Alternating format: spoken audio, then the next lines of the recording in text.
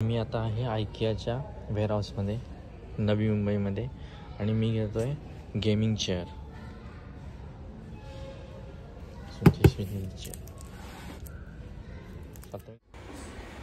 आता असेंबल करून घेऊया.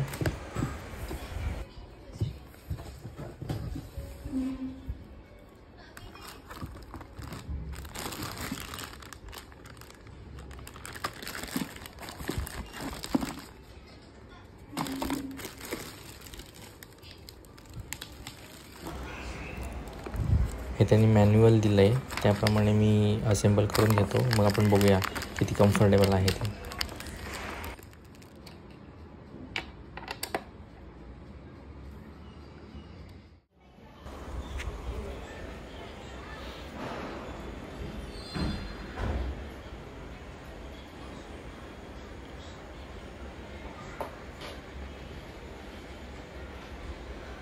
मला खूपच कम्फर्टेबल वाटली. तुम्ही कमेंट करून सांगा तुम्हाला कशी वाटली.